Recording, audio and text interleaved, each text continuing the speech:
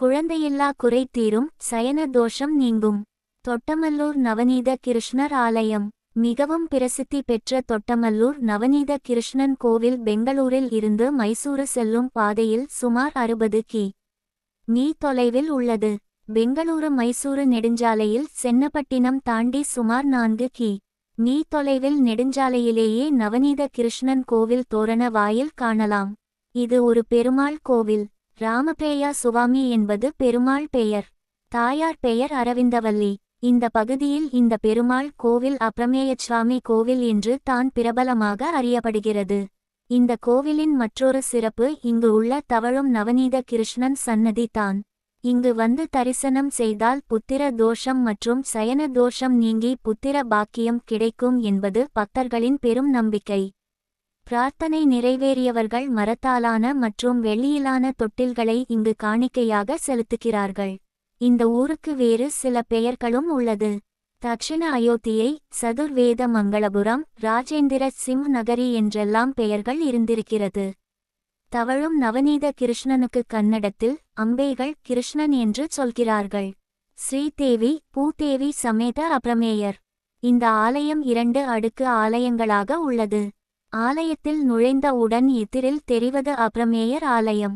அற்புதமான உருவ அமைப்பில் சாலிக்கிராம கல்லில் வடிவமைக்கப்பட்டு உள்ள மூலவர் தனது கைகளில் சங்கு மற்றும் சக்கராத்தை ஏந்தியும் மீதி உள்ள 2 கைகளை 2 முத்திரைகளை காட்டியவாறும் நின்றுள்ள கோலத்தில் காட்சி தருகிறார். ஆனால் அவரை போன்ற வடிவமைப்பில் உள்ள உற்சவ மூர்த்தியிலோ அப்ரமேயர் தனது 2 மனைவிகளான ஸ்ரீதேவி மற்றும் பூதேவி தாயாருடன் காட்சி தருகிறார். அவர் கொடுக்கும் அருள் அளவில்லாதது என்பதையே அப்ரமேய என்ற வார்த்தையின் அர்த்தம். அற்புதமான உருவ அமைப்பில் சாலிக்கிராம கல்லில் வடிவமைக்கப்பட்டு உள்ள மூலவர் தனது கைகளில் சங்கு மற்றும் சக்கராத்தை ஏந்தியும் மீதி உள்ள 2 கைகளை 2 முத்திரைகளை காட்டியவாறும் நின்றுள்ள கோலத்தில் காட்சி தருகிறார். ஆனால் அவரை போன்ற வடிவமைப்பில் உள்ள உற்சவ மூர்த்தியிலோ அப்ரமேயர் தனது 2 மனைவிகளான ஸ்ரீதேவி மற்றும் பூதேவி தாயாருடன் காட்சி தருகிறார். அவர் கொடுக்கும் அருள் அளவில்லாதது என்பதையே அப்ரமேய என்ற வார்த்தையின் அர்த்தம். அரவிந்தவல்லி தாயார். அந்த ஆலய சன்னதியை விட்டு வெளியில் வந்து இடது புறமாக பிராகாரத்தில் பின்புறம் சென்றால் சில படிக்கட்டியில் ஏறிச் சென்று அரவிந்தவல்லி தாயாரை தரிசிக்க வேண்டும். இங்குள்ள தாயாரை பற்றியும் உள்ள சிறு செய்தி என்னவென்றால், இந்த ஆலயத்தின் வடமேற்கு பக்கத்தில் இருந்த விஷ்ணு தீர்த்தம் என்ற குளத்தில்தான் தாயார் தோன்றினாராம். தாயாரும் அப்ரமேயரான விஷ்ணுவின் பின்புற சன்னதியில் நின்றவாறு உள்ளார். நவநீத கிருஷ்ணர். அங்கிருந்தே அதே பிராகாரத்தில் சென்றால் எதிர் மூலை பகுதியில் உள்ள நவநீத கிருஷ்ணரை தரிசிக்கலாம். இங்கு நவநீத கிருஷ்ணர் தவழும் நிலைக்கான தோற்றத்தில் ஒரு குழந்தை போல காட்சி தருகிறார்.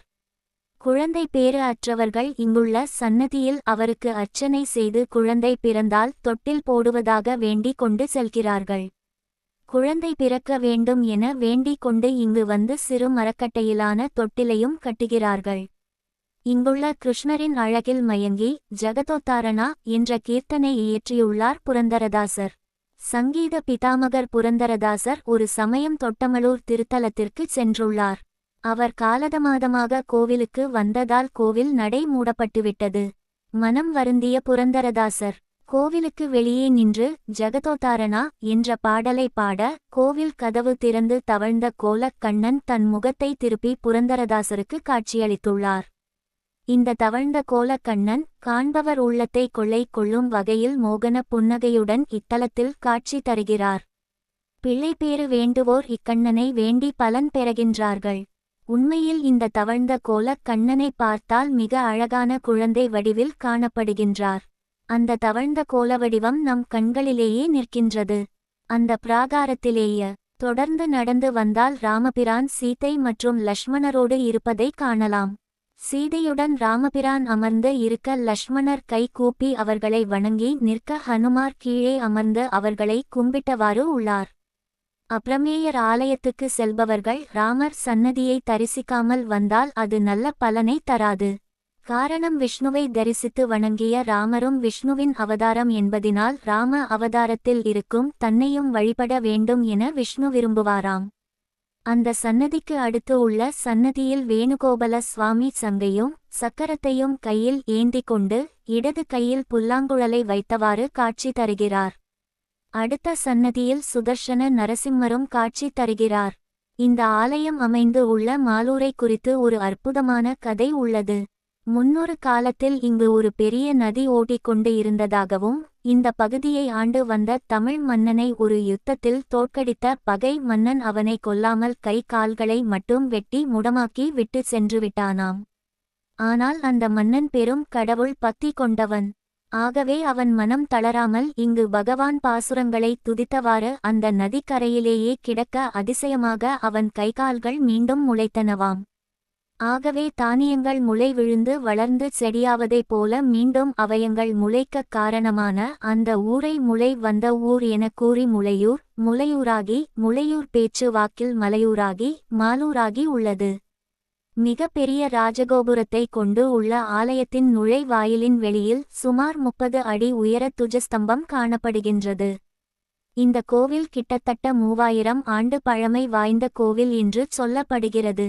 ராமபிரான் இங்கு தங்கி அப்ரமேய சுவாமிகளை தரிசனம் செய்துள்ளதாகச் சொல்லப்படுகிறது. ராமன் வணங்கிய அப்ரமேய பெருமாள் என்பதால் கோவிலுக்கு ராமபிரமேய சுவாமி கோவில் என்று பெயர் வந்தது. ராமன் வணங்கியதால் தான் மல்லூர் தக்ஷிண அயோத்தி என்று அறியப்படுகிறது. ராமானுஜர் இங்கு விஜயம் செய்துள்ளார். புரந்தரதாசரின் மிகவும் பிரபலமான ஜகதோத்தாரா மல்லூர் நவநீத கிருஷ்ணனை குறித்து பாடிய கீர்த்தனை பாடல் இந்த கோவிலின் மற்றொரு சிறப்பு. ஒரு பெரிய மணல் பரப்பில் தான் இந்த கோவிலின் அடித்தளம் உள்ளதாகச் சொல்லப்படுகிறது.